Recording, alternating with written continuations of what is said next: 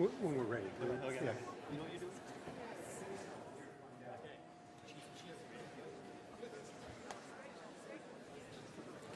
Okay, we will jump back into session. Just wanted to let you know that Councilmember Vargas, who's normally your chair, is on an excused absence, which is why I'm filling in. And then Councilmember Borneman also has an excused absence.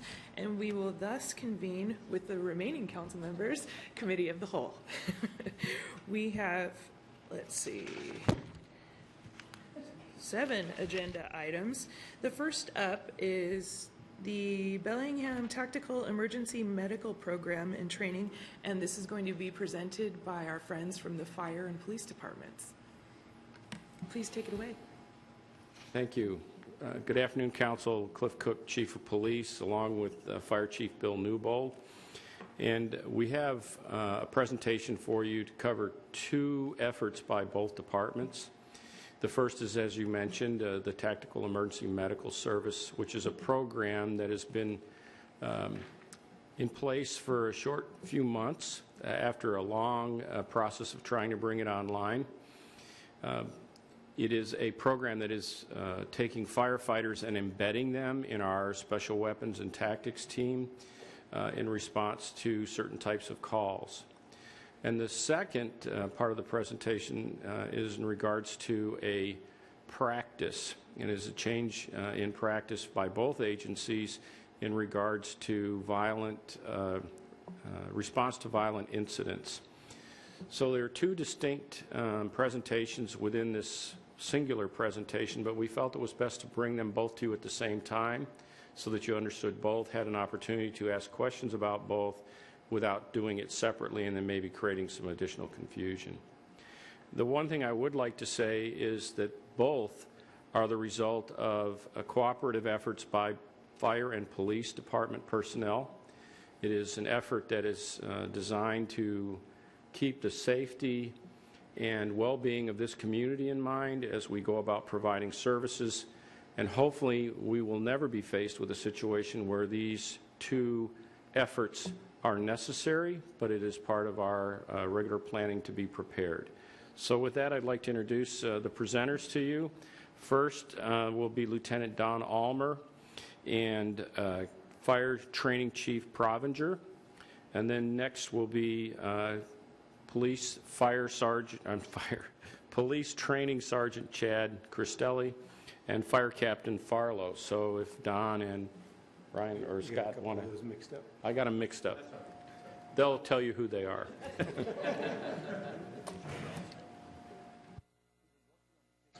Good afternoon.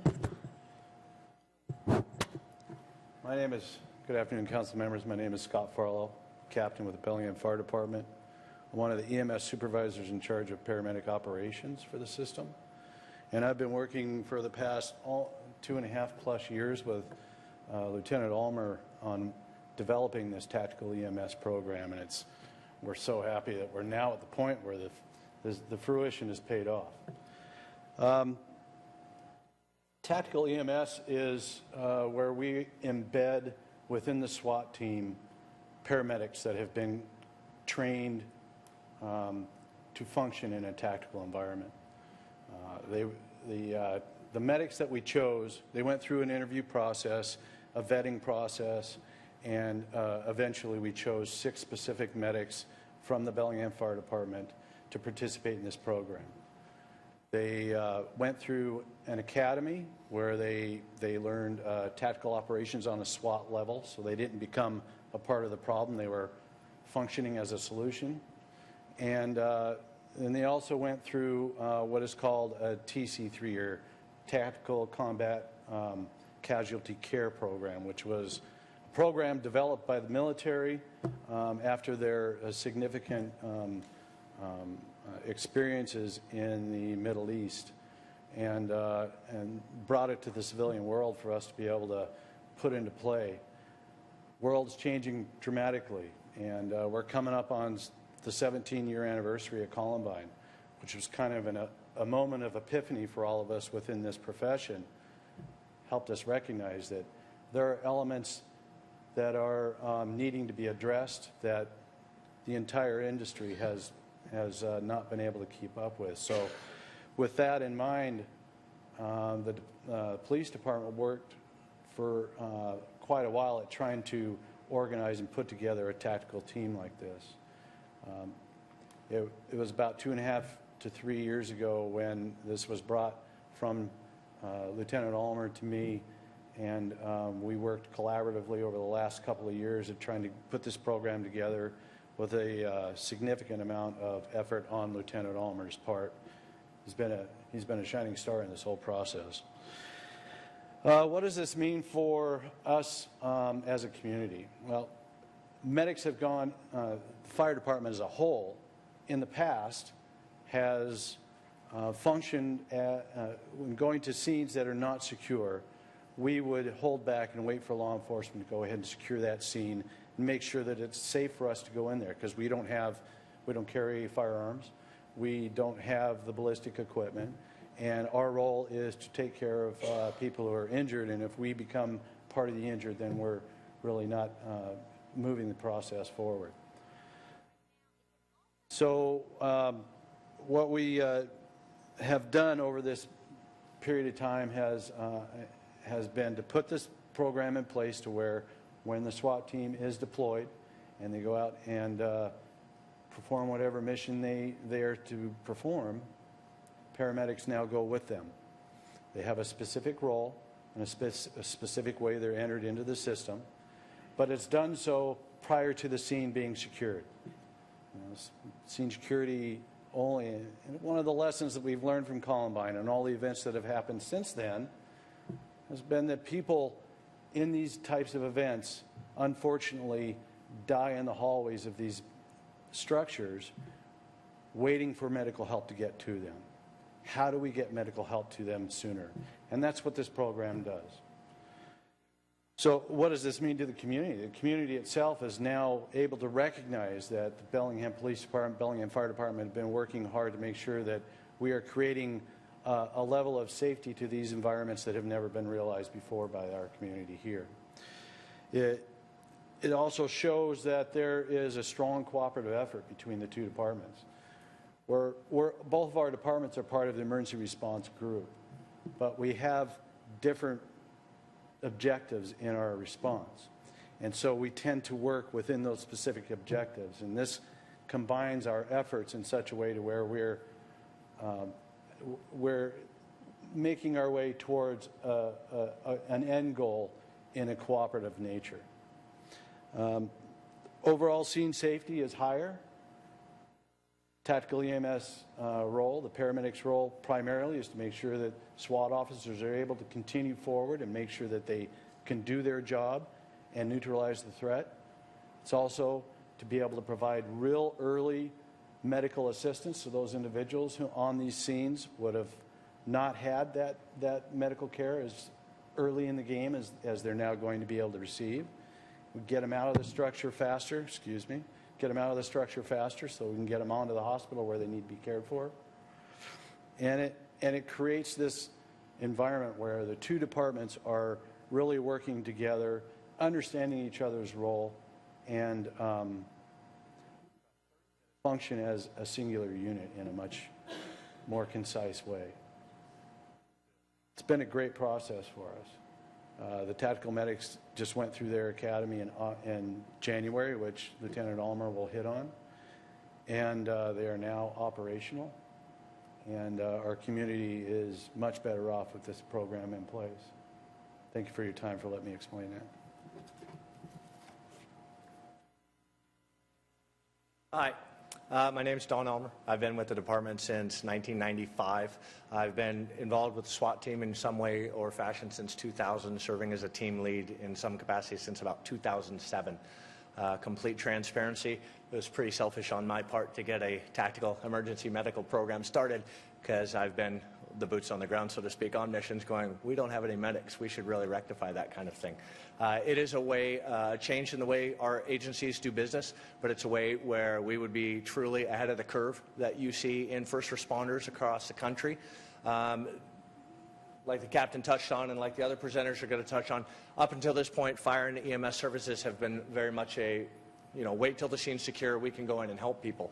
Unfortunately, due to the calamities in the world today, we don't always have that luxury, especially on a SWAT mission. Our ability to provide the community and to provide our officers with an advanced level of medical care almost immediately far outweighs any other tactic that we can bring to the table, short of making us paramedics. And cops being paramedics doesn't work all that well. So I tried. I looked at the school. It's difficult. So our ability as our agency also to train these medics up to understand tactical operations and stuff like that has a trickle-down effect on them coming up to their scenes and working their calls in their normal everyday operations, keeping them safer. So we get that, and then obviously having professionals like the members of the fire department to teach us about medical care, medical safety, things like that, greatly enhances our role to the community on either a SWAT mission or like every day on patrol. We're utilizing medical equipment that we learn from them, techniques and things like that. Overall, it just kind of benefits both our departments. From a SWAT perspective, again, you don't see it as often as maybe you should. And I stress, we're not training medics to be police officers or be SWAT operators. We're training medics to do what they do in an environment that's different than what they normally operate, and that's what we're there for, that extra security and that coverage for them. So our ability as a SWAT team and our ability as a SWAT medical program to bring that level of care to citizens that might need it, suspects that might need it, officers, goodness forbid, that get hurt, is just way better than what we had in the past. So that's why we brought it up, and that's what we're doing. And as the other two presenters will see, there's immediate trickle-down effects for both of our agencies and how we can respond on more day-to-day non-SWAT operations for the community. So that's what that's about. Thank you for your time. So the next two presenters will talk about the violent incident response. Fire Training Chief Provinger and Training Sergeant Cristelli from the Police Department. Hello, my name is Ryan Provinger, and I think it really is important for us to create a distinction between the SWAT and Tactical Medic program and what Chad and I are talking about, which is response procedures. So really for the SWAT team and the Tactical Medics, often those missions are pre-planned. They are very highly trained, highly skilled, specialized resources.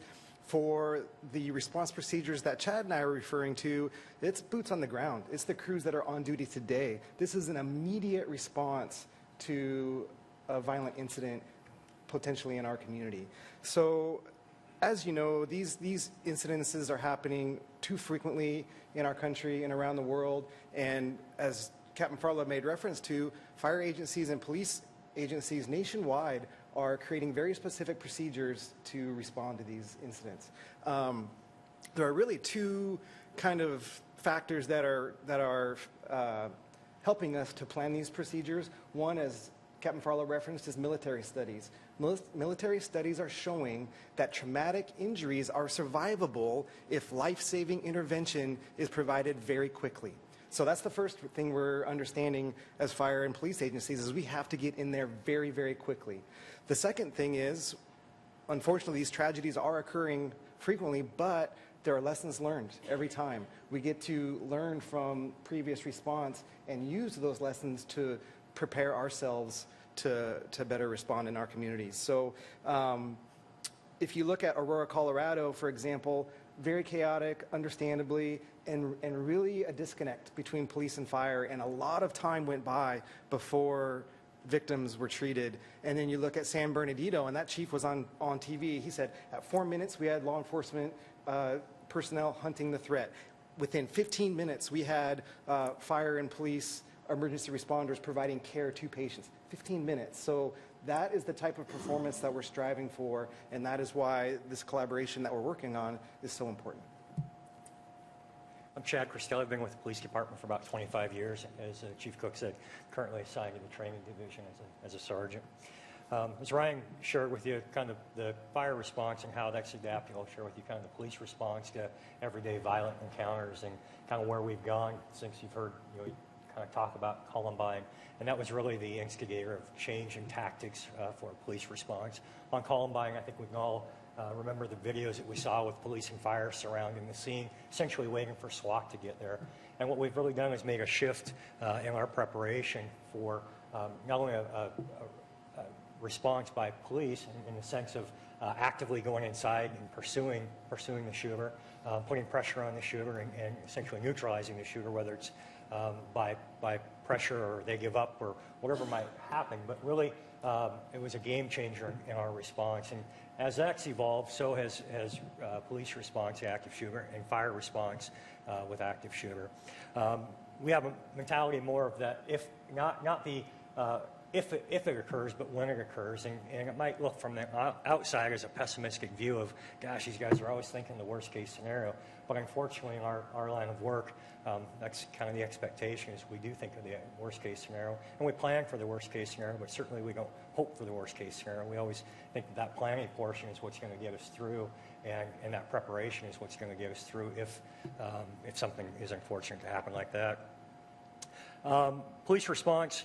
Really when we started looking at, again, as we changed the police response, we really had that dialed in over the last 17 years or so. And then as we worked with fire closely, we realized there's a kind of I call it a clunkiness between the agencies as far as getting medics inside, making sure seeing secure. And that's really what sparked the interest in collaboration, cooperation with the fire department is, how do we shorten that gap of time to get people in, to get medics inside, get that definitive care. And that's really what kind of spearheaded, I think, the project of how do we cut down on that clunkiness, and that clunkiness is that collaborative effort where it switches from a police mission to an EMS or firefighter mission. And those transitions are what you see in those delays that Ryan talked about, whether it's the Aurora case or any other case that you see, gosh, there's a lot of delay on getting police and fire, or getting fire inside. How do we shorten that? You want to talk about fire response? Just real quickly, Scott alluded to staging. That's just not acceptable. It's not. It just takes too much time. So we are committed as a fire service to risk a lot to save a lot, and defining what that looks like. We've created a document that's going to serve Whatcom County in its entirety. So we're all going to be on the same sheet of music. All of the fire agencies in Whatcom County, all of the police agencies in Whatcom County. So if this does happen anywhere in Whatcom County, we're speaking the same language. We're implementing the same risk management procedures. We'll risk a lot to save a lot. If we have our law enforcement partners escorting us into a warm zone, we will go in immediately. There will be no delay. There will be no waiting. There will be no waiting for scene security.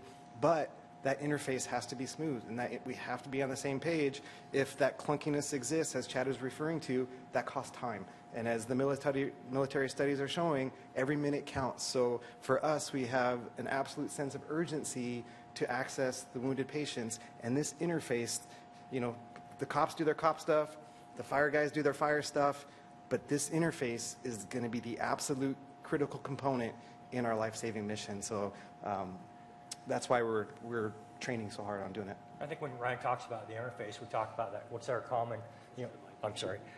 When Ryan talks about the interface, it's what is our common mission between police and fire? And you're like, from the outside, it might be, well, those guys put out fires and you guys catch bad guys on occasion. But in a case like this, where it's a violent incident response, our life-saving mission from both agencies is, our mission is that life-saving mission from both agencies. We share that common goal. We might do it a little bit differently throughout that scene, but in the end of the day, that's our collective mission. And by working together with that collective mission, it's, as Donnie and Scott spoke of earlier, it's kind of trickled down to our everyday activities and our everyday interactions. And that collaboration is shown through all levels, whether we're setting up tabletop trainings from our administrative staff to our boots on the ground when we're doing interagency training as well. And again, I think it shows in the feedback I've got from our patrol folks and from the fire side, it shows in that everyday interaction that we've had. And then Dale and DJ have done a short video for us. Chief, you'll help me with that. Part of our intention is to make the community aware of this change in practice, so both departments collaborated with BTV10 to create a video that will be placed on BTV10 so that community members can watch it and become familiar with the reasons why this is being done and what we hope and expect will happen as a result.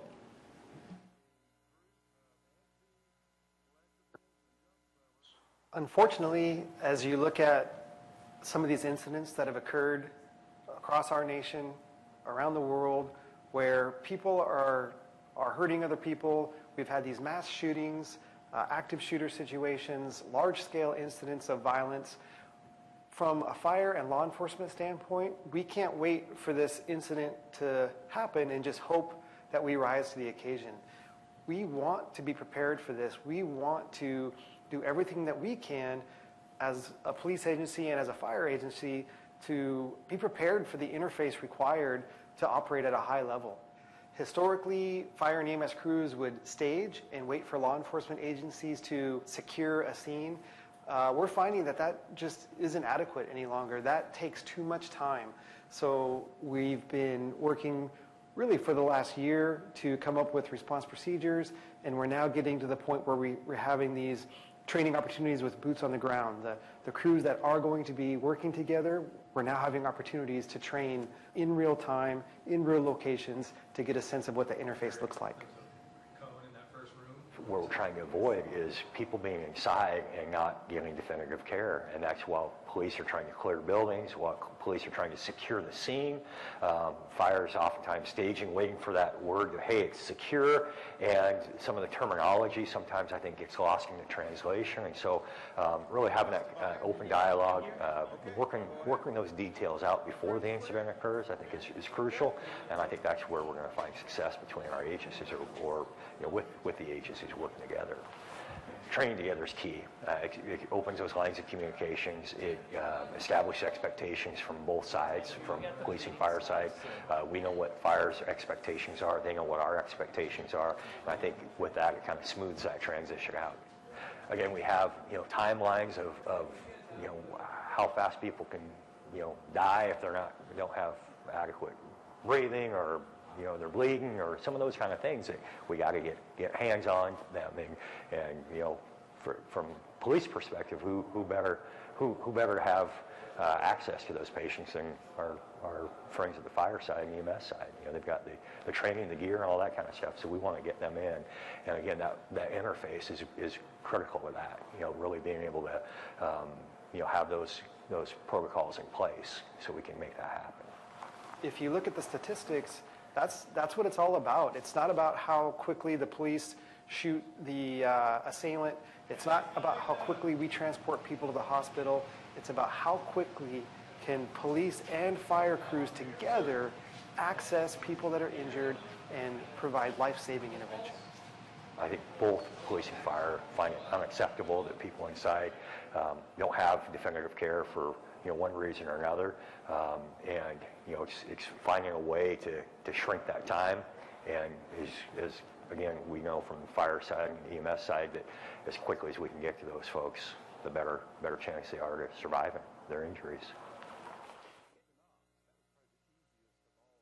One of the things that we offer through Bellingham PD is we go around and we actually teach our active shooter response. And part of that training involves something called run, hide, fight. Run, hide, fight is something that's used as best practice throughout the nation. And what that is basically exactly what it sounds like. It's something where if there is a threat, especially with an active shooter scenario, is that you're looking for the very first part of that is to actually run from that portion of it. The second part of it is that you're going to try to hide. And the third part of it is that you're going to fight if you have to. So that's really the basic sections of it, is that you're just getting in there and you're trying to actually go out there and show the community there is a certain way that you can respond to this that'll help save lives and maybe even help save your life. And a very important part of that is just being aware of your surroundings. Be aware of what's happening around you. Be aware it's happening to your neighbors. Be aware it's happening at your school. Understand what's going on. Understand what their plan of action if something does happen. And then when you're also at your schools, you're at your business, don't take things for granted. If you have a person who is acting suspicious, or if you see something that's suspicious, then call 911. The best eyes and ears that law enforcement has is the people out there in the community. It's the people that are on the street, it's the neighbors, it's the people that are working at the businesses, it's the people that are at the schools.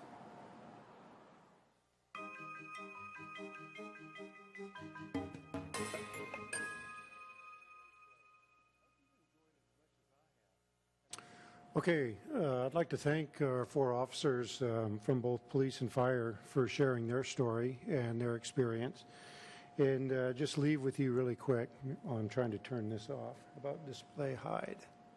There we go. Before questions, just like to share with you, I feel that we're very fortunate to be able to offer these 2 response programs to the aid and safety of our community, as well as our public safety employees, both in police and fire.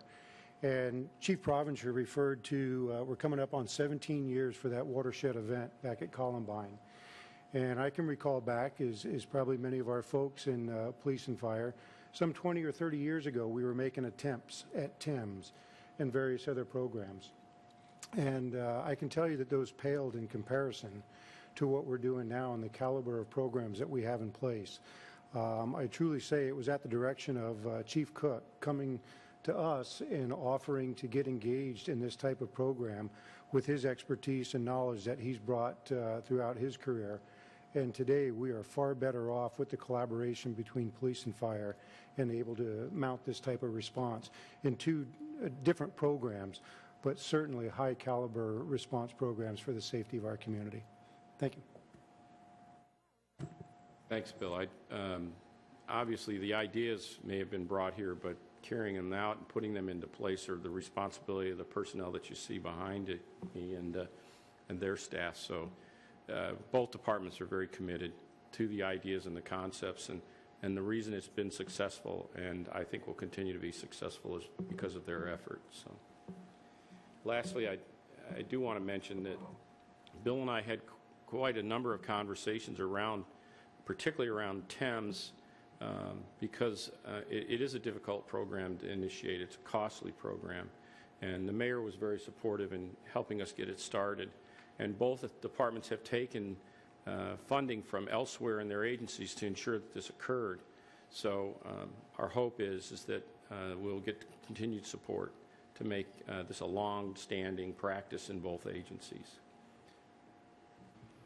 Great. Well, I would just like to thank you for this presentation, and especially thank you for this great work. One thought that kept on coming through my head is how impressive it is as to what medics can do before patients get to the hospital. And this is something that's only going to increase with technology and with professional know-how. And so the fact that we can get our medics in there faster is just going to save more lives in the end, especially in these extreme circumstances. I also just hold great hope that this partnership will help with the routine work that the departments have to do together in creating greater understanding between all responsibilities. I'll open it up to the council. Councilmember Hamel? Thank you to the presenters. That was very informative today. I think I understand how the SWAT piece works, but I'm trying to understand how the daily operations would work in terms of having a paramedic. Is it a ride-along situation or an embedding situation? I can answer that question. As you know, we have engine companies throughout the city. They each have their primary response territory. So in terms of the life-saving intervention that's being provided, those are BLS skills. They're not paramedic skills. So really simply, it's putting on a tourniquet, putting on a chest seal if there's a chest wound, or putting in a nasal airway to help someone breathe. Those are the 3 things that they're finding in the military studies, that in the absence of life-saving intervention, people are dying. In the presence of life-saving intervention, very quickly, they survive their injuries. So what that might look like, just quickly, is if you have an engine company of 3 firefighters, you have 2 police officers providing force protection, that team of 5 will immediately go into a warm zone, even if there's an active gunfight going on somewhere else, and they'll start providing that life-saving intervention right away. Thank you. Yep. Councilmember Lillquist? Yeah, I also want to thank you for this presentation. Chad, you said it's not a matter of if, but when. I'm kind of hoping more like what Chief Cook said. It'll be a never, but I'm glad you're there. And then also, Ryan, you said you're willing to risk a lot to save a lot.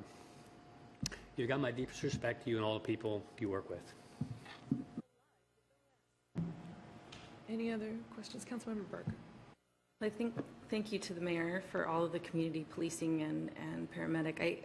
For me, coming from a neighborhood perspective and a school perspective, our fire department and our police department are embedding themselves regularly in our schools and at our neighborhood associations. And I know for some people, they're uncomfortable with that. Me, with children that might have to meet you in not a fun situation, but be recognizing that your suits are familiar, that you're familiar, and you're safe.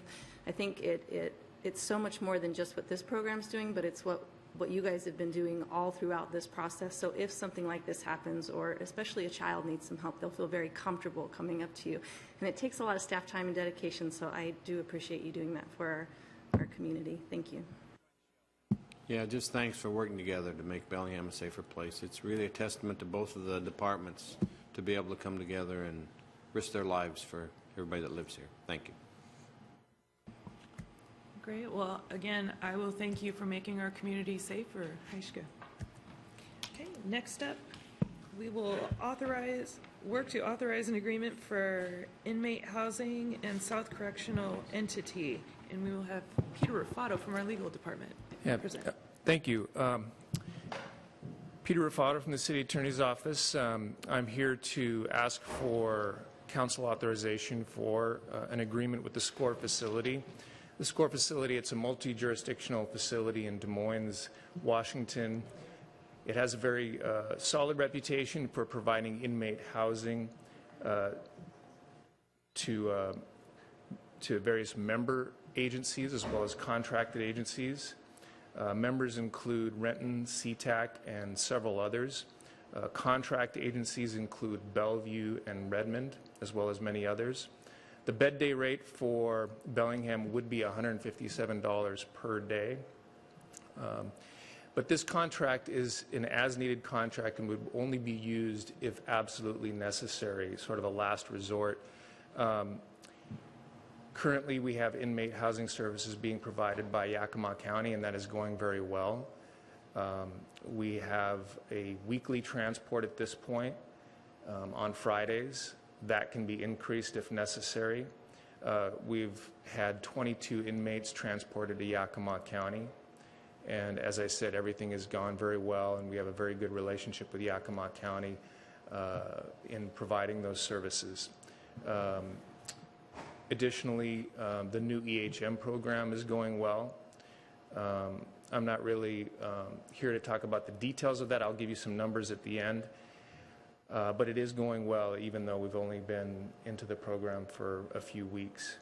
But with all that said, we would like to have this additional tool if circumstances warrant it. And what that may look like, it could be a very large inmate population at in Whatcom County. Right now it's down, at least as of last week. There was 206 inmates at the main jail. The target cap that the Sheriff's Office has set is 212. But inmate populations do fluctuate. We have a relatively small percentage, so we don't have control over that population. But there could be circumstances where, for whatever reason, on a timing issue, a Yakima transport wouldn't be available and we would rely on SCORE. But again, last resort, and as things are going, I'm not really anticipating needing to do that, at least as in observing the way it's gone the last several weeks. Another possibility that would require it or would warrant it would be some sort of specialized medical issue, although the Yakima County facility has solid medical programs and other programs. SCORE does have some facilities in that regard as well. But both facilities would be better than, in terms of the medical capabilities, than the Whatcom County facility. Just to give you a sense of the numbers, I've already mentioned this to some extent, but the main jail population as of last Monday was 206. The average Bellingham-only population, since we've been observing it really closely since January 1, is about 7 inmates in the main jail. On Friday, it was 8. 7, 8, has that all? At the main jail. For example, and I got these numbers from Ryan Anderson, and if we get into some real numbers questions, I might ask Ryan to come up here. But as of Friday, we had 8 inmates in the main jail and 13 inmates at the work center, and that's Bellingham-only inmates. sound right?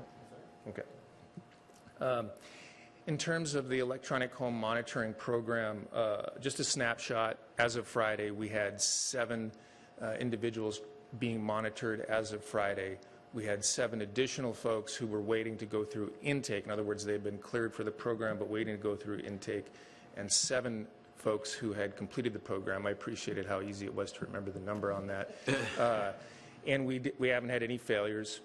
We're new in the program. We had a couple folks, I think, that didn't quite get through intake even though they had been cleared. So with all that said, it's really looking at what's an additional tool, if needed, as a last resort, and that's why we're asking for authorization to enter into that interlocal agreement. I'll take Lillquist and then Hamel. Lillquist, please. This strikes me as basically the belt and suspenders approach, and I think it's a good idea to have those suspenders in backup, and so I would move that we authorize this contract on an as-needed basis. Second. Okay, there's been a motion and a second. Councilmember Hamel? Yeah, I do have to express my frustration with this, having to go to this level of spending staff time and our legal department's time to figure out a solution when out of 206 inmates, we are accountable for 7. So I'm just going to state that. I have a few questions as well. Does the 157 per day include transportation, and how does that work?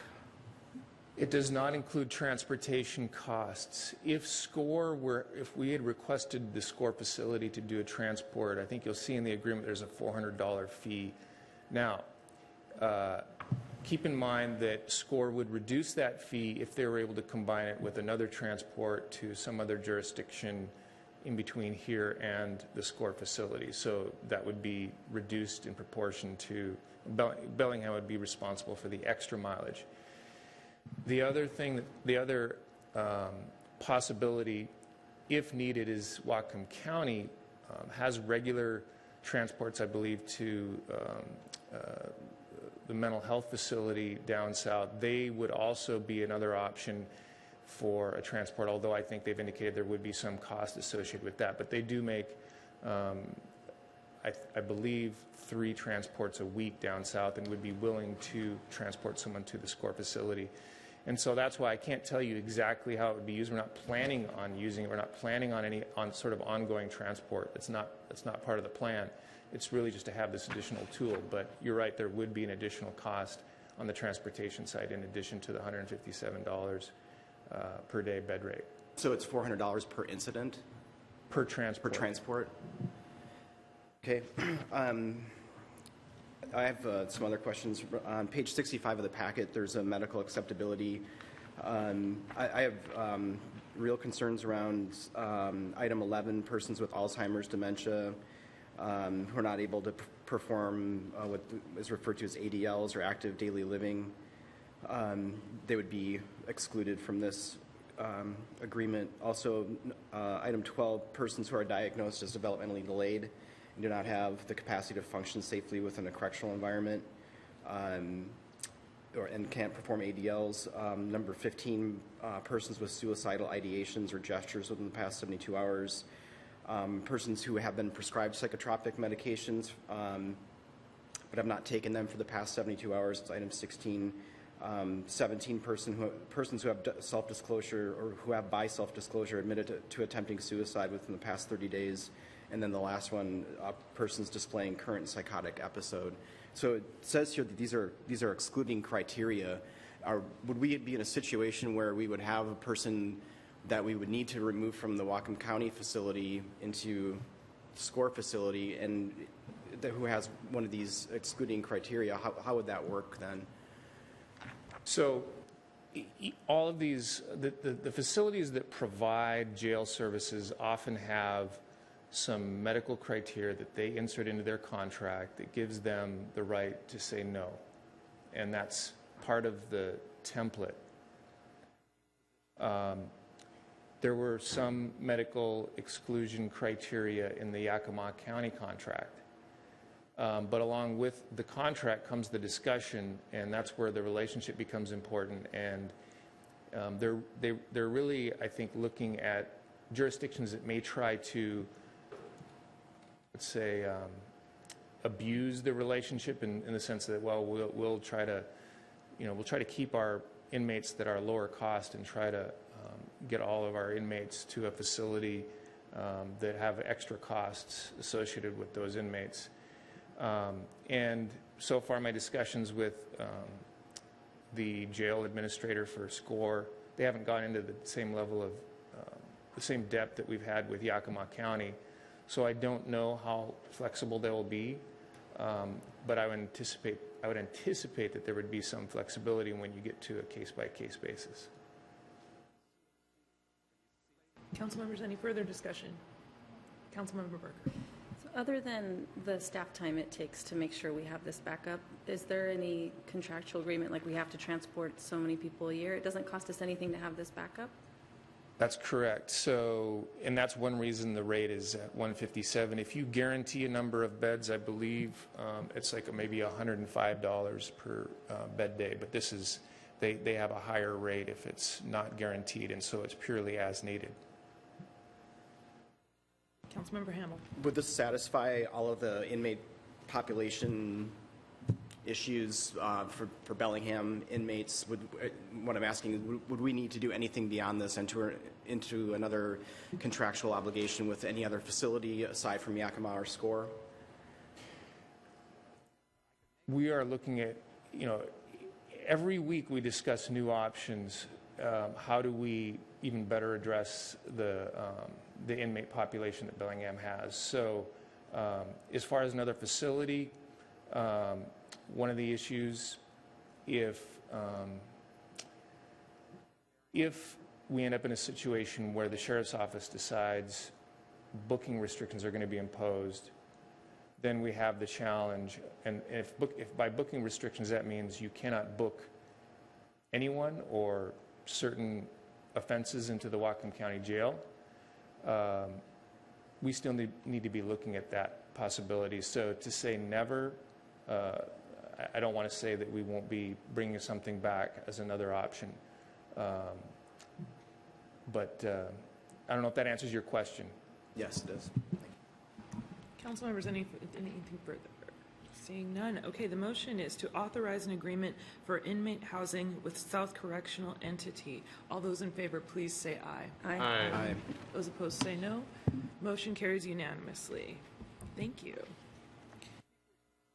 Next, we will have a 2015 year-end review, and Brian Henshaw will be presenting.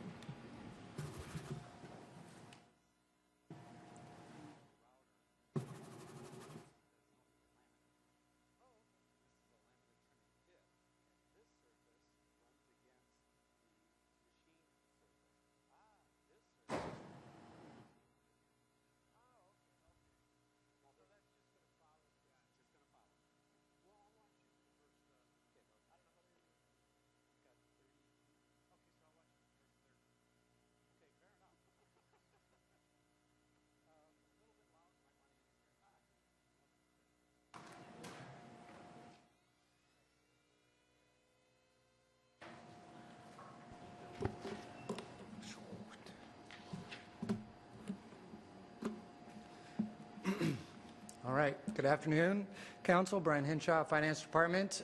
This will be the December 31st fiscal year-end review, and this is online along with our monthly financial report. So I'll go rather quickly and try to make up some time here this afternoon.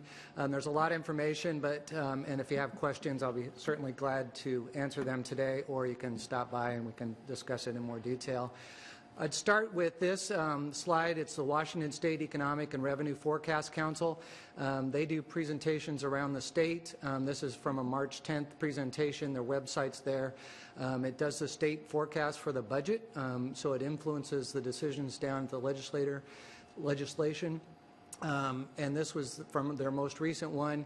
You'll see a number of upside criteria and also downside criteria, so they have a little bit of a risk to the forecast. So all of these things do impact not only the world economy, but the state economy and certainly even our local economy here. Interest rates, are beneficial when we are refunding bonds, but they also mean that our interest on our investments is lower. So keep all those in mind.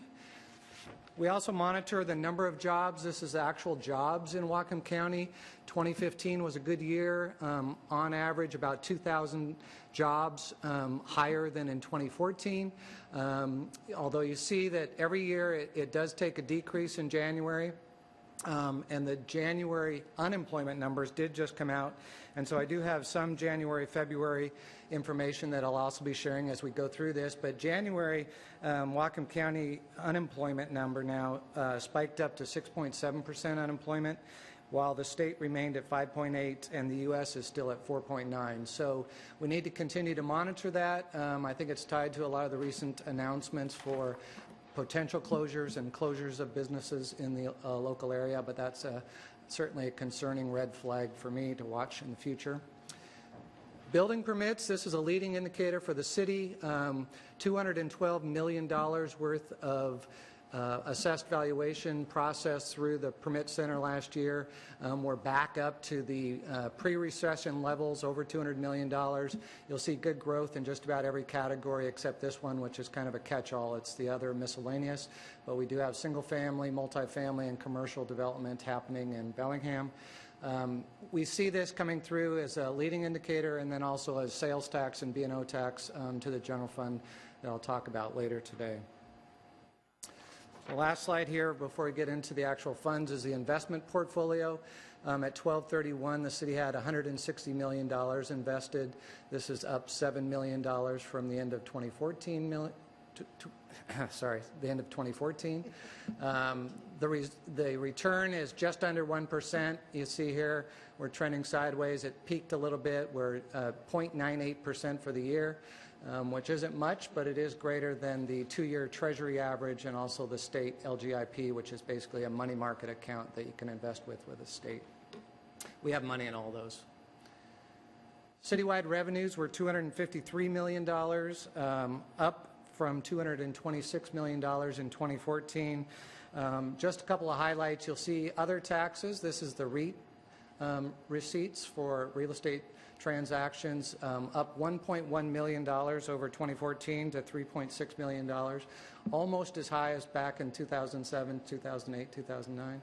The other one that you see a big increase is grants. We had about $7 million of grants over 2014, and we still have a lot of grants that have been budgeted for. We'll continue to process those.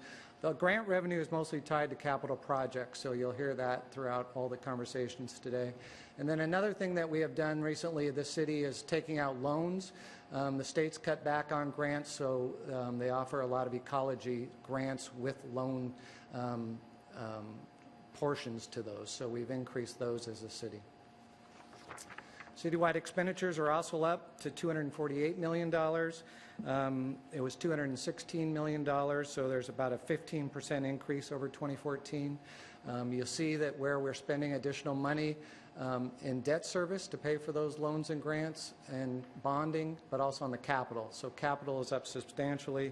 We did $50 million of capital projects in the city of Bellingham. That's up about $16 million over 2014 number. And then we also are doing a lot of projects down here in Public Works. They show up in a different category than capital. Repair and maintenance projects are ongoing. They might not meet the capitalization requirements for GAAP or accounting criteria. And the big one here right now at the end of last year and the beginning of this year is the street LED project. We borrowed $4 million, so it's a $4 million project to replace the 3,600 streetlights in Bellingham. Okay, now I'll move into some of the enterprise funds, and we can go pretty quickly here unless somebody has a question. Street expenses are up about $3 million over 2014, 15%. It's all on the capital side. So you see grants and miscellaneous. This has to do with the accounting change. We separated out all of the admin and engineering into its own fund now, so this is just street and related projects. Grant revenue is up to pay for the capital projects. On the street fund, you'll see it here. Salaries and benefits are down because of that change in administration. Michael, I have a question. Yeah, Brian, in both cases for grant revenue and then for capital spending, it's up from last year but way down from the budget. Is that due to projects that were delayed or just projects that are multi-year? Street in particular has multi-year projects, so we're in a biennial budget, so some of those will happen in 2016 and they'll carry forward. Same with capital here. That's really what this is, timing. Permits, timing, and then if they have anything to do with ecology or stream or water source, we have to delay those. Water revenues, let's see here, about $30 million in water revenues. The large increase, about $5.7 million over 2014. Other financing, we refunded water and sewer bonds in 2015, so you'll see that here show up as a big increase. And then the ongoing projects changing from unmetered to metered water meters for all the residences in Bellingham. 2016 is the last year of that project, so we'll look to see that change over for next year. Everybody will be on metered water. Water fund expenses, large increase here. This was the refunding of the debt. Most other things at or below budget and continue to grow just along in proportion. Sewer fund, more of the same, changing from unmetered to metered. And also on the expense side, capital is down significantly. We finished up the large wastewater treatment plant expansion in 2014, so you'll see a decrease, but we still had quite a bit of construction capital side going on. Let's see. And then last, stormwater. Now, stormwater, 3 big projects in stormwater, all concerning Patton Creek, Squalicum Creek, and the regional stormwater facilities. You'll see that we took out significant other financing. These are loans, but we also have some grants to pay for those. And system development charges have to do with some of the payments on those and from other facilities, contributions from outside participants in the regional stormwater facility, and most of that, all of it really was spent on the capital side. So $18 million, almost double the year before, and almost all of that, 9.4 out of the $10 million increase was spent on capital projects. So it was a very big year. We stretched ourselves both from financial and personnel and engineering to get all those projects done, so we'll take it a little bit easier in 2016. Any questions on any of the enterprise funds or the citywide? I'll go really quick here. General fund revenues, $72 million. This is up about 3.9% or $2.7 million.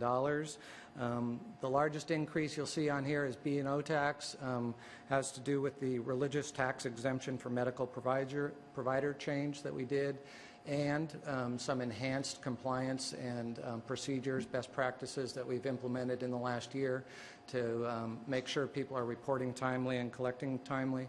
We also had some one-time revenue for the grant. We had the fireboat and ambulances, so that kind of shows up here as grant and loan revenue that impacted this 2015. A lot of that has to do with just timing. And then you'll recall that we got some marijuana tax and that we weren't counting on. It wasn't budgeted for. It's about $50,000, but also liquor excise tax and profits. If you go back a whole year, there was 2 interpretations to the RCW. They were trying to return some of that money to the cities. It came in on the higher side than what we had budgeted for, so that accounts for about $350,000 of the total increase in the general fund revenues. Sales tax revenue, this is a little bit of detail. I'll start with the concern. The bottom one is general merchandise. This is our largest category in Bellingham. It's certainly tied to the Canadian shoppers, Canadian dollars, and people coming down to shop. It is down now for the 3rd year in a row. We ended the year about 3% overall, and that's $12 million to the general fund. The strongest, you'll see right here, is all construction related. Construction is up about 32%, and then building materials, wholesale, specialty trades, all related to construction, all up. That has continued into 2016, so it's down slightly. We're at about 2.5% for the first 2 months in 2016. And again, it's all centered around construction related. General merchandise continues to trend down. Eating and food, drinking establishments and auto parts continue to be positive growth too, but really construction is what's holding up the city revenues right now. On the expense side, capital increased a little bit to pay for ambulances and the fireboat. Transfers are down, service charges are up, trending just slightly. Benefits are about where they're supposed to be, below budget. Salaries and wages are up 3.6%. This accounts for $49 million of the general fund. It's about 70% of the general fund goes to salary and benefits, so that's the largest single expense. Expenses by department. You'll see that police and fire are about $40 million of the $72 million in expenditures, or 57%, followed by parks at $7.1 million. Library is about $4.2 million. And then non-departmental is mostly transfers. We transfer money to the cemetery, Medic One Fund, capital maintenance, tech transfer. All of those come out of the general fund, and we transfer that money here. It's non-departmental, but citywide benefits, and that's how we pay for those, not department specific. And then the last slide, back in December of 2014, the adopted biennial budget. We're halfway through the city's first biennial budget, so we adopted it back at the end of 14 for 2015 and 16. And you'll see we had $142 million of revenue, about $143 million of expenses. So we started out with about a $1.2 million deficit.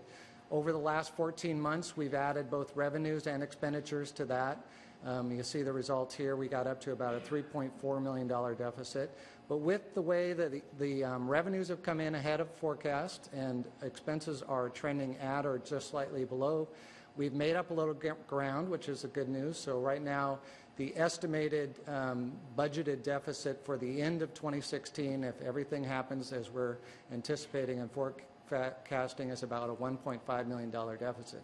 And that's good news because it does allow us to use less reserves, because that's where we would take this from if we do need them. It buys us more time to talk about the level of service discussion, which is up next, but I'll be happy to answer any questions now.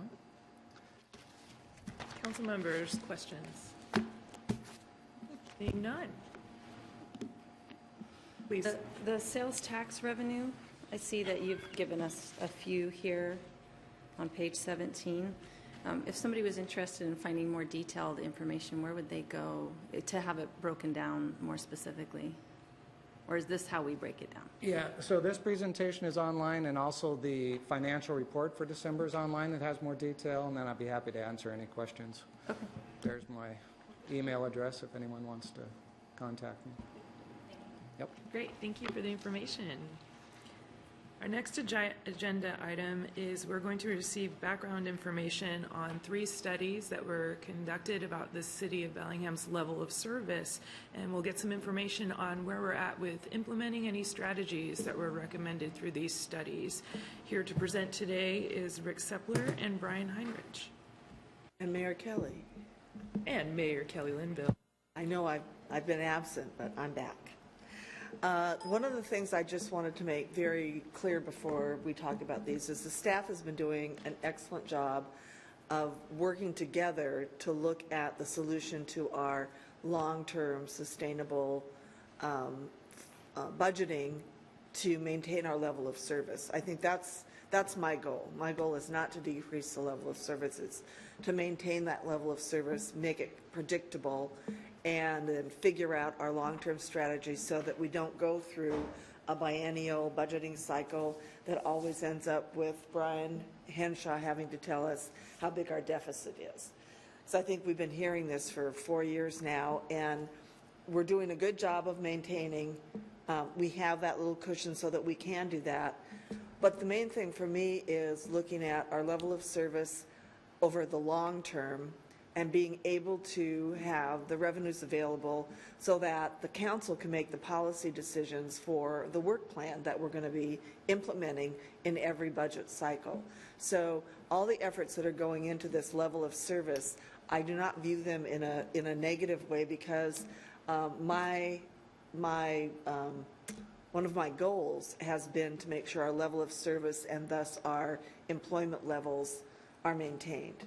Now, that's citywide employment, and we make decisions, department by department, but we are actually gaining back in employees from where we were during the Great Recession, when at least Jean and Terry, I don't know if Michael had to do this, but had to vote on making significant cuts in our budgets. And we're working to get back to where we were and then hopefully to expand. But I think the 2-year budgeting cycle is not a promise that I feel like we can make to the public and with any confidence that, you know, our level of service might change. So I want to thank Ted and Rick and Brian for continuing this conversation and making sure that we come forward with citywide recommendations that demonstrate that our budget really is citywide and not a department by department budget. So with that, Rick.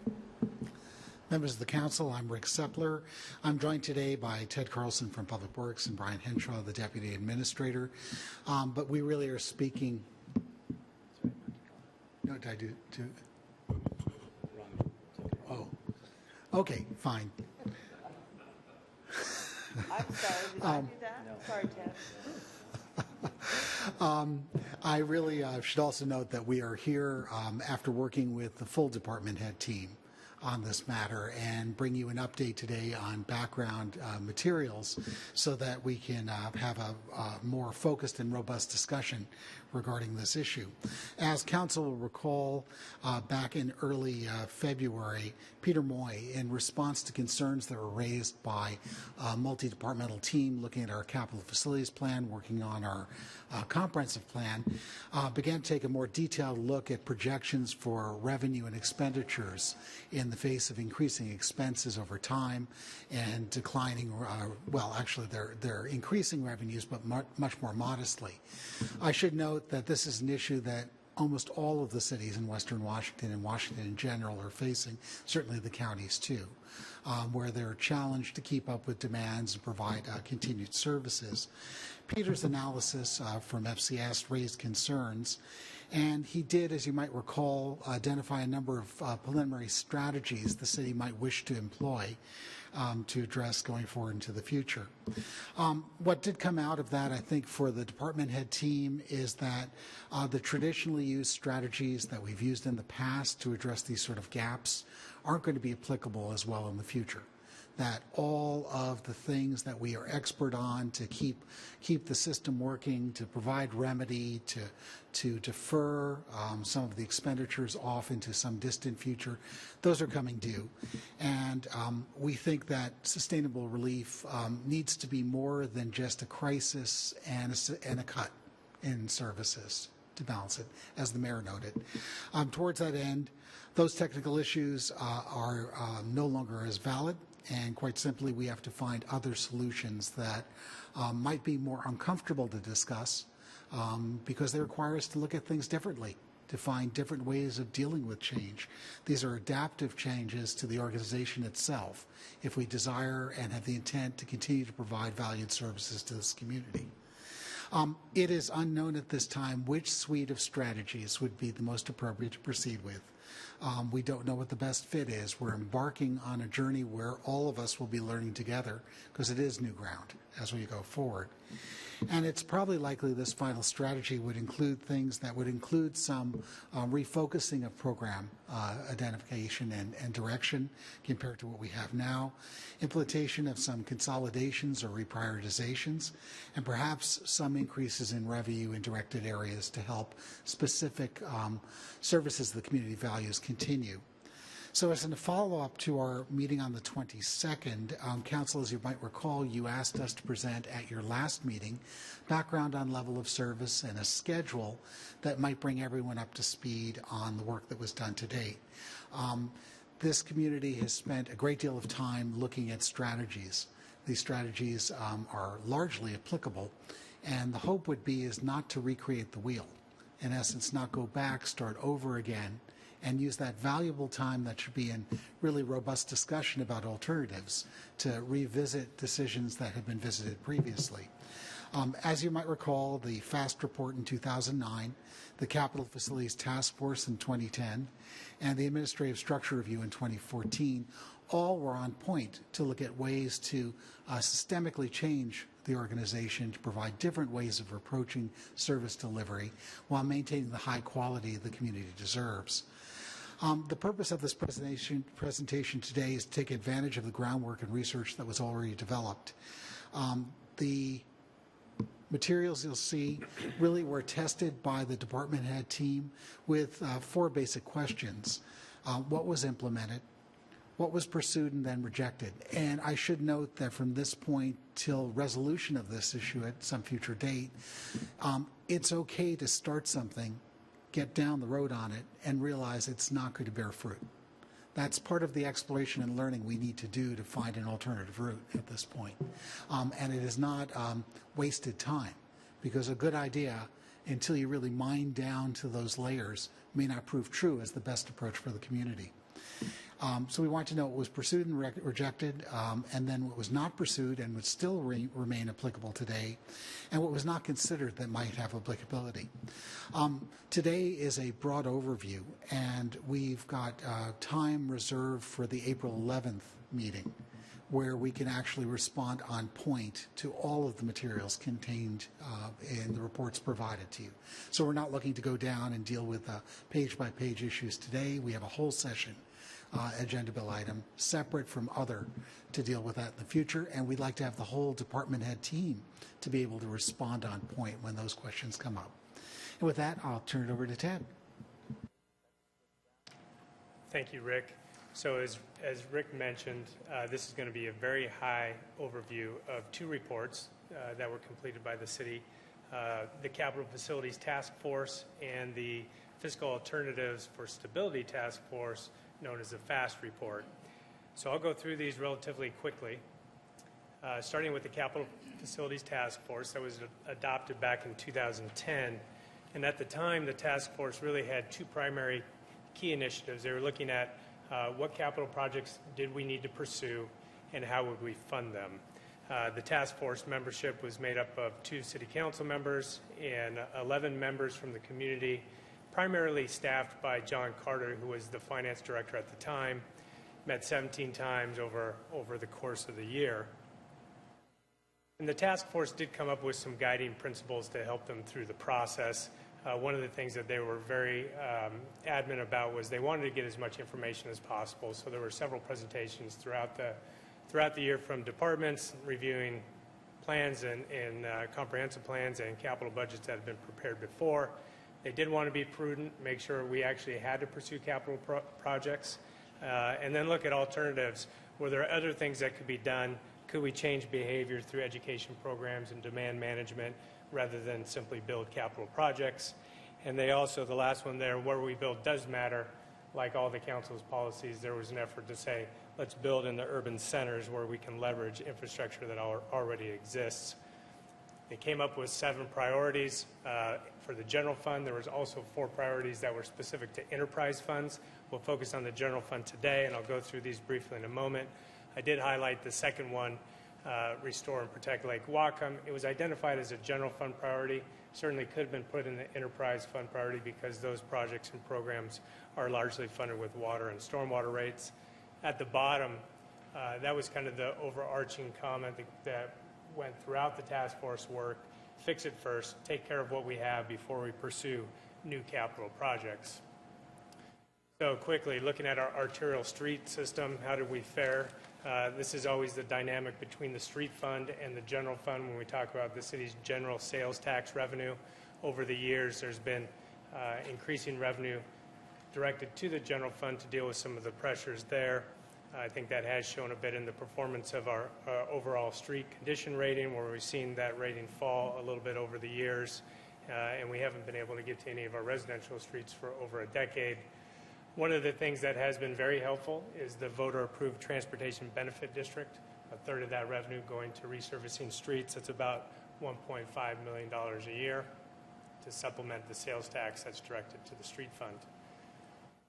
When it does come to Lake Whatcom, I think this is an area where the city's capital program has been very much in line with the priorities identified by the task force.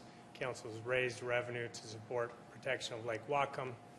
We currently get around $5 million a year from the Lake Whatcom surcharge that's used for property acquisition capital programs. 546 acres have been purchased since this report was adopted in 2010. In addition to capital programs, the city's implemented several programs that are largely operational expense, the homeowner prevention or incentive program, as well as the aquatic invasive species boat inspection program, and I think that performance measures related to the lake are showing that dedication. Developing a library plan, the task force certainly recognized the need to address the central library, but also requested that staff and the library board look at other alternatives, whether that's pursuing branch libraries or some combination of the two, and certainly looking at ways to become more efficient. To that end, the library board adopted a 5-year strategic plan looking at the years between 13 and 17, and currently working on a building program plan with the mayor's office. That would be an update to the 2007 plan that was done at the time when there was an effort to pursue a new central library. The library has done a great job of using technology, automating many of the systems. They continue to do that and are continuing to try to restore the library hours that were reduced as part of the recession starting back in 2009 and 10.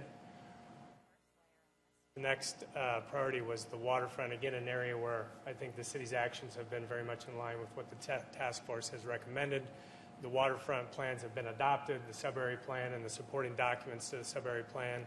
Right now, the Phase 1 transportation is fully funded, and we anticipate starting construction in 2017 to build that first arterial section of Granary Laurel. At the same time, construction will start on the Whatcom Waterway Park. So in conjunction with the port and the port's developer, things are progressing nicely in that arena. Maintenance of city buildings, I think this is very much in line with the fix it first mantra, looking at the city's municipal buildings and making sure that we're replacing systems when needed. The city has pursued several notable projects since the task force report was adopted. $6.4 million in energy efficiency projects that, in addition to the benefit of being more energy efficient, also allowed us to replace many systems that were beyond their useful life. We recently completed Phase 2 of the federal building, around $4 million. That had the added benefit of moving city staff into the building, consolidating city facilities, and trying to be more efficient in that regard.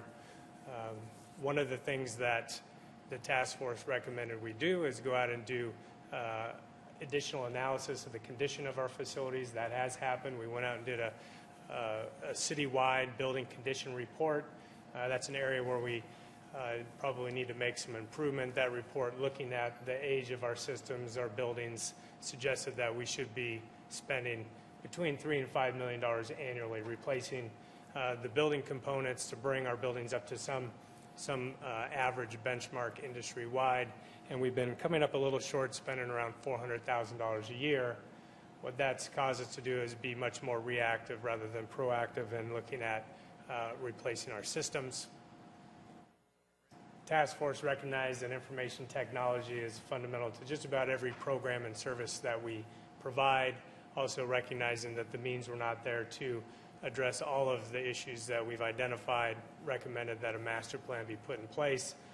The staff, the department, ITSD, has been working very hard at life cycle management, replacing our core infrastructure, so replacing the servers and the hardware that support all the systems, and have implemented a more sustainable program, a pay-as-you-go program, similar to what we do in fleet, where you're paying ahead, and so when those pieces of hardware need to be replaced, the money is there.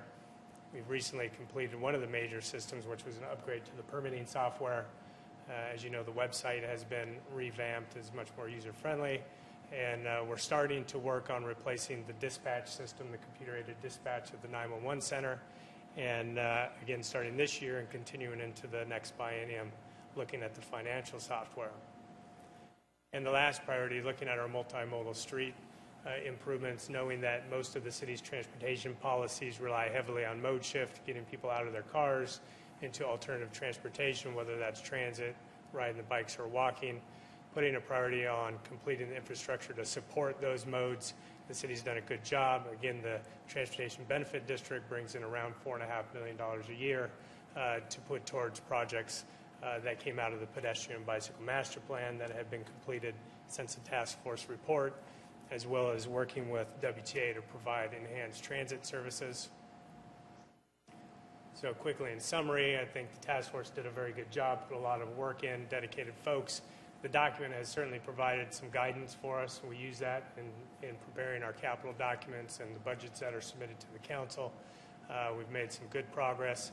On the Fix It First, we've certainly had some successes, but we have been continuing to add new facilities. That's not abnormal. We need to provide new facilities, but certainly need to focus on repair and replacement of our existing assets. So that was the Capital Facilities Task Force report. You guys have that report, and certainly we can answer more questions either this afternoon or, as Rick mentioned, at the next work session.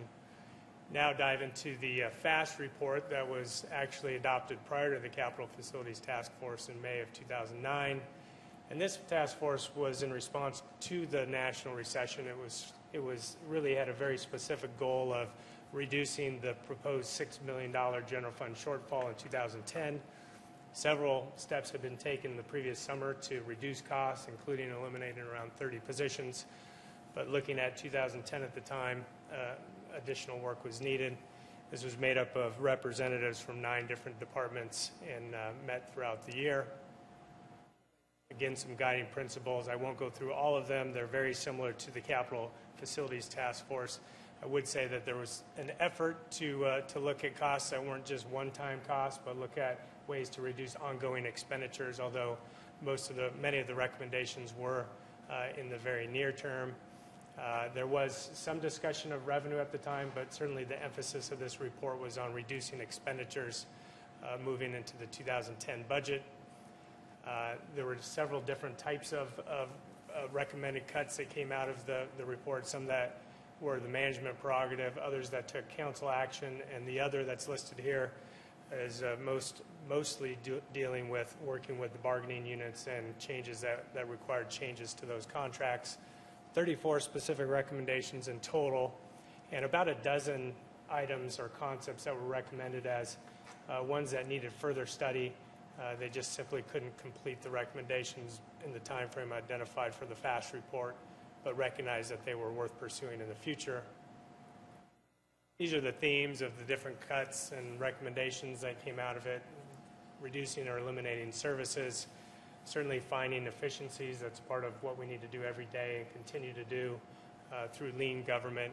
And then there was some discussion around consolidation, eliminating redundancy, and in areas where there might be an opportunity to reduce general fund contributions to certain programs, being more entrepreneurial, looking for outside funding or partnering with other agencies to reduce the impact on the general fund. A year after the report was adopted, we came back to council with the one-year update. 26 of the 34 recommendations were actually implemented. We had that goal of reducing $6 million in general fund expenditures, came up with about $5.5 million in reductions. Most of those were related to those 3 items that are highlighted there: suspension of select services, that has to do with reducing hours of operations at the library, at reducing some recreational programs. Also looking at programs that were very specialized and didn't have a high frequency of use. One example out of the fire department was looking at response to confined space entry, something that the fire department has the capability to do that, but to have the training and the equipment to do that as a primary responder for incidents that don't occur very often. They took a look at that and reduced some of the training around that. And then reorganizing department staff. That was part of looking at opportunities to become more efficient and eliminating redundancy. A lot of examples where we worked on that, from moving accounting folks out of our parking group into central finance, and took the opportunity to reduce staff when that came, and gained efficiencies by having central finance do accounting services for many of the groups that were doing those within those groups previously. Facilities is another example where we had facility staff in many departments, and over the years we've been consolidating when the opportunity has arisen. All told, about 72% of the projected savings were achieved in 2010. So some of those items that were identified as requiring further study: creating an administrative services department. Many of our internal services are spread throughout the city. An opportunity to perhaps create one central city administrative services department, which the city used to have, and Brian's going to talk a little bit about that here in a minute, and then countywide or regional solutions to parks, fire, and the library. I did note that the Transportation Benefit District, which I mentioned before, was identified as FAST as an alternative to pursue, but at the time decided FAST recommended not pursuing it because there wasn't a desire to pursue new revenue of that magnitude at the time. But the city did decide to move forward with that a year later.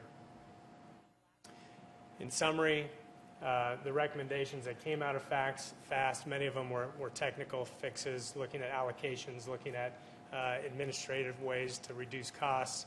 At the same time, the revenue projections weren't as dire as we had thought in 2008, 2009. The economy didn't hit Bellingham quite as hard, perhaps buffered a little bit by the Canadian economy, caused us to not pursue all of those further study items at the time. But now, moving forward, we've talked about this for several council work sessions at this point as part of the comp plan update and looking at the capital facilities plan, looking at the capital projects identified in the both 10 and 20-year period and the associated operational expenditures to operate those facilities. As you remember from the FCS report the council heard a few meetings ago, with our current projections, the status quo is not sustainable. So as Rick's talked about, we need to pursue some adapted changes as we look beyond 2018, and that's part of this level of service discussion, as well as some structural changes to city government, and some of the things that we've talked about came up in these studies, and we're talking about them now in a similar way as a Metropolitan Parks District or an RFA, Regional Fire Authority, Library District, or some of the other options that were presented by FCS. So that's a very quick summary. I know I went through it quickly, but happy to answer any questions. And then I would turn it over to Brian to finish up with the further discussion on administrative services. Council, any questions? Councilmember Hamel. On your last slide, you had structural changes to city government. What would that look like? I think that's this bigger picture, looking at some of these regional solutions, ways to provide what are currently general fund services in a different way, whether it's through a Metropolitan Parks District or the RFA. So I think it's that same discussion. Thank you. Again. Sorry. I'm looking at your general highlights on page 73, first bullet point, 1.4775 and cost reductions feasible by management prerogative. I'm just wondering what that means. You mean the page number again? Sorry. Oh, in the packet. Page 1 of the packet.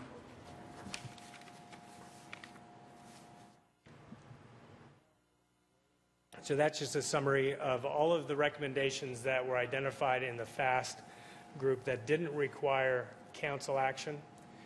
So it didn't necessarily require a formal change to the budget or policy. It was something that the administration could do, and didn't require, probably most importantly, going back to the bargaining units and requiring an amendment to the labor contract. Right, because going back to the bargaining units, that's the big number of the 4.83. That's right, and that was done primarily in those early years by many of the unions taking a zero and freezing some of the mid-year bumps, and then taking zeros in the following year in terms of the annual adjustment. Okay, thanks. Council members, anything further? Brian Heinrich. Good afternoon, Brian Heinrich, Mayor's Office. I'm going to work off of the memo that's on page 78 of your packet and pick up in a lot of ways right where Ted left off, in that in 2014 the administration did a high-level assessment of the organizational and administrative structure, and the lens for that was really looking at improved function, effectiveness, and efficiency. So it's not really made with the idea of saving dollars in mind. That wasn't the direction. It was looking at perhaps maybe better function, more efficient way to do our business. And a theme that emerged during that review is the regionalization of service delivery, particularly for fire and parks. That was referenced in the FAST. Peter Moy's presentation identified that as well. Moving on, continue to support the entrepreneurial shift in museum governance. In the later part of 2014, the Museum Foundation did an assessment, operations assessment rather, number of recommendations. They're implementing some of those today, and we'll continue to use that as an implementation strategy or guide moving forward. Number 3 was reducing the complexity of civil service regulations. This was identified as a best practice. It could be more efficient in the way we run some of our processes. And just as a reminder, the scope of civil service is codified in the city charter, so would require a vote of the residents of Bellingham to change that provision. Number 4, the use of lean management practices to identify better ways to deliver services. The Permit Center completed their lean management training in 2014. They began that soon after this report was done. We have identified other candidates for lean training, and they're listed here: real estate management, human resources, class and compensation, some IT systems perhaps, purchasing and payroll.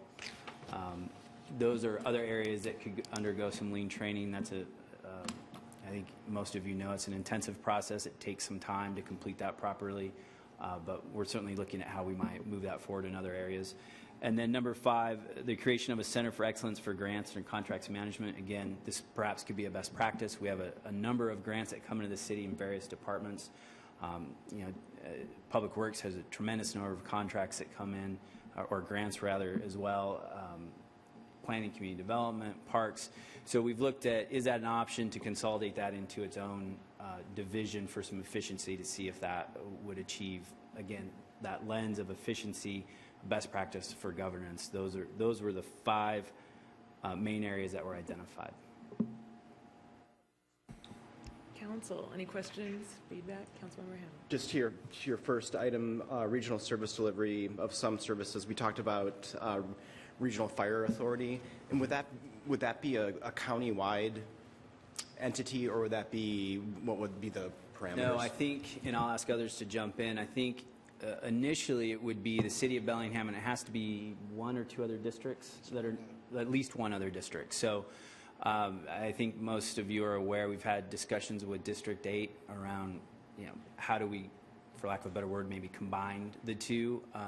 That could be seen as a precursor to an RFA, but that's to be discussed in the next iteration. Thanks. You want anything that, Rick? If I could just add something to it, there really are 3 categories of things we're looking at. The regional fire authority would be a big lift item. It takes 2 to 3 years to do the studies, to have the process, to decide whether it's going to be the right fit for the community to move forward. There's medium lift items that we'll identify that could be internal, like administrative services. That's a 1 to 2 year process. But there's something we did that was not voiced, and that's the ongoing, everyday looking for economies, finding ways to be more efficient. That's that lean process being applied. It's the day-to-day jobs we do. So that won't extinguish throughout the entire process. We do that as a matter of course. But it is adding sort of the medium lift and heavy lift, and considering what the best blend of those with others would be the best fit. Councilmember Lillquist, please. Yeah, thanks, Roxanne. I really appreciated this discussion. And, well, so the Capital Facilities Task Force was a city council-initiated effort, and then the FAST was under the previous administration. And this administration is responsible for the administrative functions review. And what I really value about all 3 of these things, that they were forward-looking. They looked years out and said, how are we doing now? Can we do it differently so that years out we'll save money, do things better, deliver things in a way that which are improved? And I think that's what I value the most about this whole discussion on levels of service, is that it's forward-looking. There are 2 politically difficult but easy solutions, is to raise revenues or to reduce government services, and then the more difficult and complex in between. Can we do things differently? Can we measure things differently? Can we deliver services delivery, or can different entities deliver the same services? Those are more complex discussions, and those are multi-year projects, and it's forward-looking. And that's what I really appreciate about what we've started to do with this process. Great, thank you. Great. Anything further? Seeing none, thank you so much for the information. For our next item, we will consider a resolution to support hiring practices that provide people with arrest and conviction records an equal and fair opportunity to obtain employment. And this will be presented by our very own Councilmember Hamel. Please take it away. Thank you. Council, Sorry. Council, I respectfully bring this item before the council today as a hiring best practice that has been implemented by over 100 cities, 20 states, and major employers like Target, Home Depot, and Walmart. This policy also has the support of President Obama. Ban the Box moves conviction history-related questions further into the interview process. In the proposal before you today, it moves the question to a conditional offer of employment. I worked with HR, our legal department, and the mayor's office to craft the language for this proposal. It has the clearance of legal and HR and the support of the mayor's office. I respectfully ask that the committee of the whole move to adopt this ordinance, resolution with the following change. The fifth whereas clause on page 81 to change the word represent to often. Thank you. So moved. Second. Okay, the motion has been made and seconded. Is there any further discussion? Councilmember Lillquist. Yeah, I had a comment. I'm trying to remember what it was. Come back to me, please. Nope, time's up. Councilmember Barber. Thank you, Dan, for putting all the energy into this, and as well as the staff at Human Resources. I know change can be daunting, but when we're working to reduce our jail population, to really positively impact, I think, recidivism, this is one of those things that it's such a high standard in research to show that if you can get a job in that first year, it reduces, so significantly that I can't believe that we haven't been doing it sooner. I'm glad we are doing it. I'm hoping that it'll provide an example for our own other employers beyond the city. I didn't realize how personal this was for me when we first got this started, because I hadn't really looked at my own life and how this would commit. So my father had committed a felony, and as a child, and even before this, I didn't realize that he really never had secure housing or job. And looking at that as a father that wasn't around, I really blamed it on so many other things. But in having these conversations with him, realizing it was very difficult for him to be a father because of that conviction. And the way he looked at himself. So I hope that we're able to have a positive impact beyond just giving a job, but just giving people back some dignity.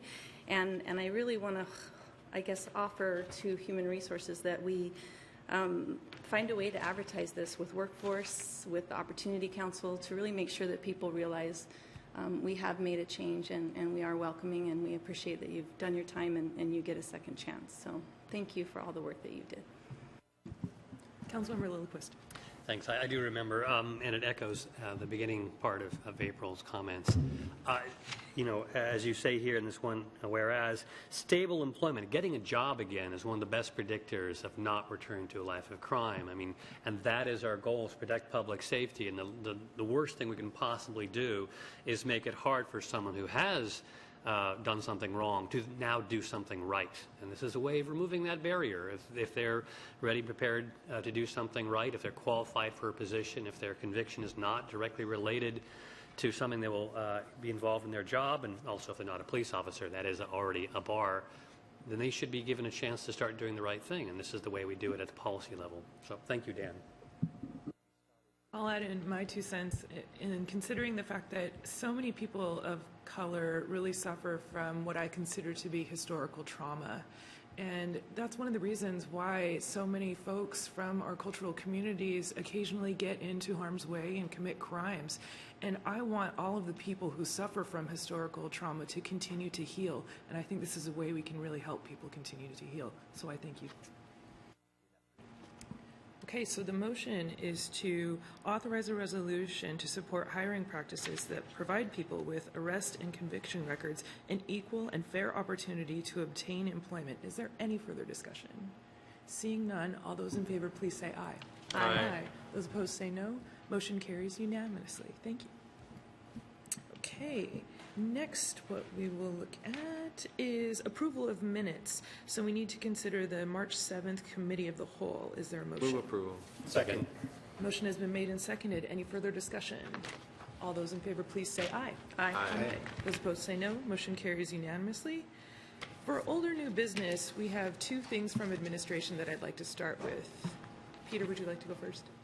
I'll just start the first one. and Amy Cram will sort of present the details. But this is something we don't normally raise things in committee of the whole, new business, but this would normally be a mayor's report item. It's for information only. And I passed out, it's something that has Columbia Law School at the top, so that's one reference. But yeah, given the fact that we got this last week and we were really firming up some concepts this morning, we didn't have time to get in the packet, and we have a 5 o'clock deadline, so that's why we want to talk about it now. And yeah, it's information only. There's no vote on this. But Amy Cram, Legal Department. So as Peter said, the City Attorney's Office was notified last week, and you have in front of you part of the Columbia University's Sabin Center for Climate Change Law information. The city has been asked to join litigation as a friend of the court, supporting EPA's Clean Power Plan. And we are recommending joining the litigation because EPA's rule that it was attempting to promulgate is in keeping with the city's healthy environment legacy, as well as many other things that we do here. We have adopted, as you know, a climate action plan. We're about to take a look at a revision of that in the next month or two. That plan also endorses reduction of emissions, which is really what this Clean Power Plan is all about. We also You also asked PSE in 2014 to try to move away from coal and towards clean energy in an effort to reduce emissions as well. So what this is that EPA proposed a set of regulations that are called altogether the Clean Power Plan, and they're aimed at controlling greenhouse gas emissions from power plants pursuant to the Clean Air Act.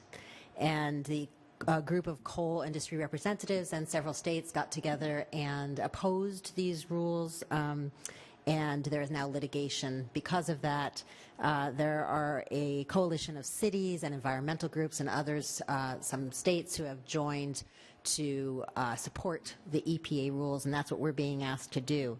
What the plan does is it authorizes the issuance of standards of performance in the form of emission reduction obligations for new and existing coal plants.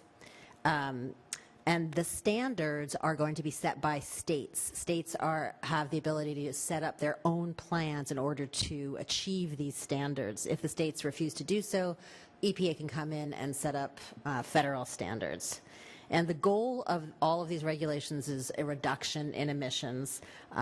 They're trying to get a reduction of 32% by the year 2030. Apparently, these emissions account for about a third of all emissions in our country. And these emissions would be reduced and achieved through heat rate improvements at the plants, through the increased use of natural gas and other renewable energy sources, and the city is being asked to provide some information about how climate change affects it. And as we know, sea level rise, storm surge events, and in other ways, we, as well as many other cities, are being asked sometimes to shoulder additional economic burdens because of climate change, and we have to adapt and adaptively manage pursuant to climate change. So the briefing for the Columbia Group is going to be putting together is going to highlight not only why it thinks these rules should be promulgated and why they should be legally, but also that there is often a disproportionate burden placed on local municipalities, and that is why they've been asking many to join. They have a lot of cities and some counties and other groups signed up so far in our neighborhood: King County, Portland, Eugene, the U.S. Conference of Mayors, San Francisco, Boulder, Colorado, have all joined on. And we are planning then to let them know that this is something that we would like to join in, but that we want to review the briefing that would be forthcoming this week and next week. The briefing is due on April 1st to make sure that actually it is reflecting Bellingham's legacy and strategic goals. Council, any questions or feedback? Councilmember Barker. I guess I need to know more about this Clean Power Plan. I think there's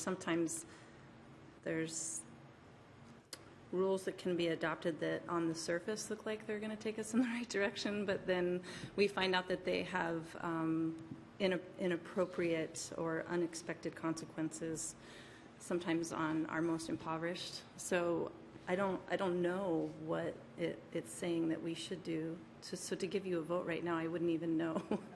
We're not asking for a I'm vote. sorry, I didn't read all the way through. So I guess I'd also just want to know that before we moved forward. Well, let me reassure you that I asked the same kind of questions because I was presented with this morning because of the time frame.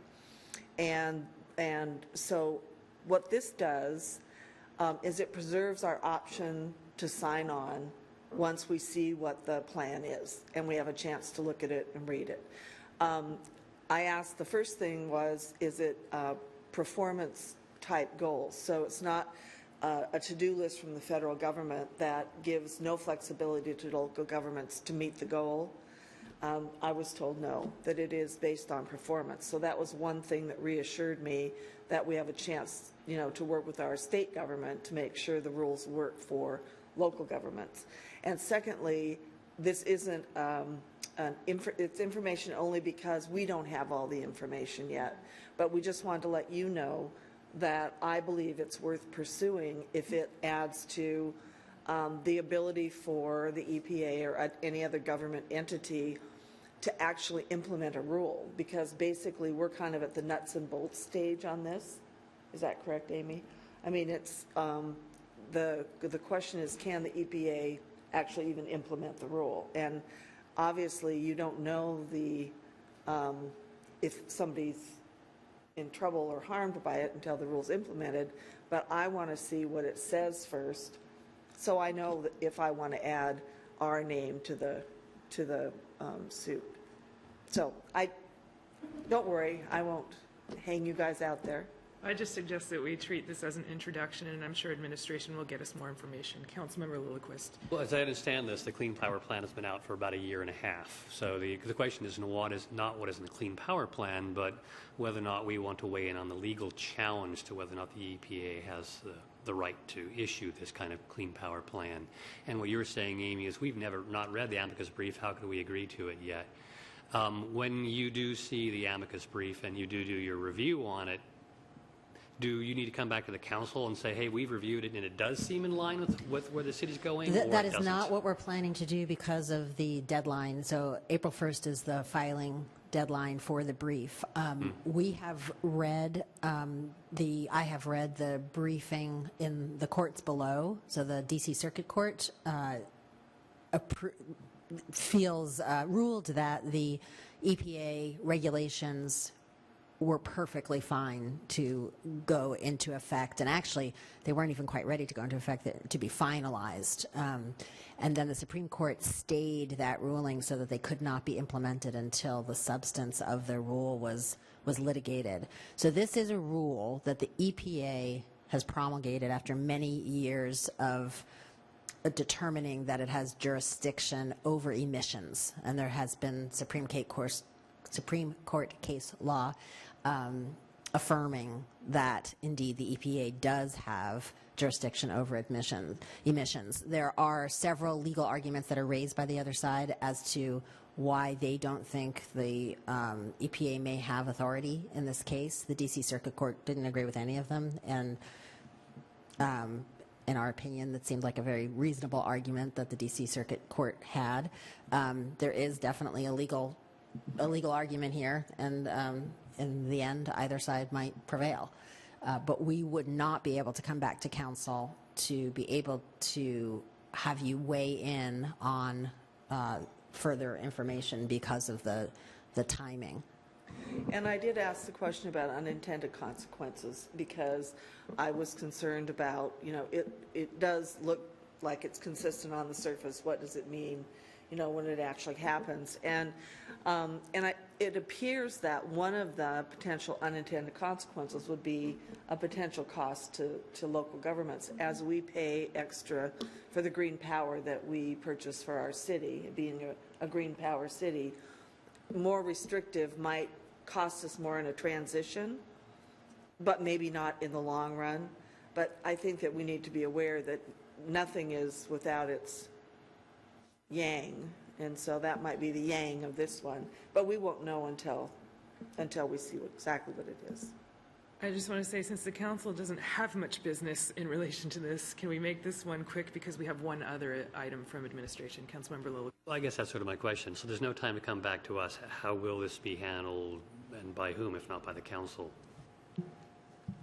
Yeah, Peter Raffato, Legal Department. So given the timing involved, I'm confident that, first of all, before we would sign on to a brief, we would have to see exactly what it says, what the arguments are that are being made. And we'll be working with the mayor so that we're confident that it's in line with the discussion that we've heard today and in line with what the city is, the positions the city has taken in the past. And that's really how I see this playing out. We will have to be clear when we communicate with this legal center that we need to be reserving that right prior to actually signing on to the brief. Okay, thank you so much for the information. Brian Henshaw has another item. And we're still in older new business.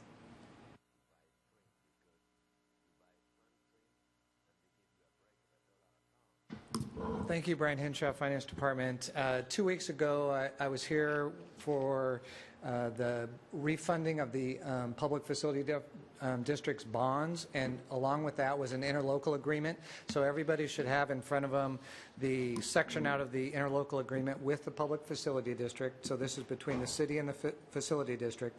And it's only in paragraph B that the PFD board and their attorney has added one point of clarification that we thought was a good addition to the legal document between the interlocal, between the city and the PFD. And it basically states out so that it's perfectly clear that the money that we are going out and issuing bonds for, that we will then loan to the PFD, will be used to refund the bonds. So there's no question.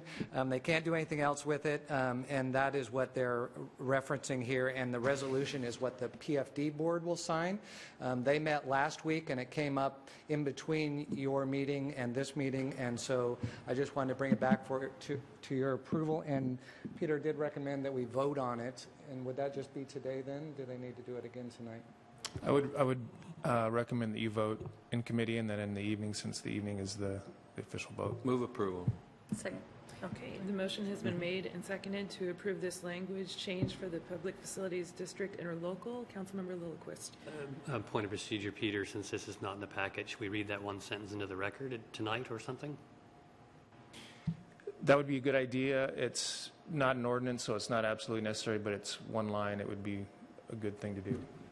I'll be happy to read. The PFD hereby agrees to apply such amount to implement the refunding plan described in Section 1 of Resolution Number blank of the PFD adopted on March blank 2016. Okay, any further discussion? Seeing none, all those in favor, please say aye. Aye. Those opposed say no. Motion carries unanimously. Thank you. Okay, council members, older new business. I have one, Councilmember please. Barker. Yeah, well, one, I wanted to apologize. I used a terminology out of ignorance, and I've learned since to correct my terminology. So when we had discussed the closed captioning issue, I used the term hearing impaired, and I just wanted to let everybody know, some advocates let me know that deaf and hard of hearing is a more appropriate term to be used. So, and also to let the people know that that has been moved to April 11th, and we talked about that going to Public Works, but that will now be in Community and Economic Development. So, my apologies. Good for all of us to know. Council members, anything further? Seeing none, we will now move to executive session to consider 3 items that will take approximately 20 minutes, and I will return to close out the session.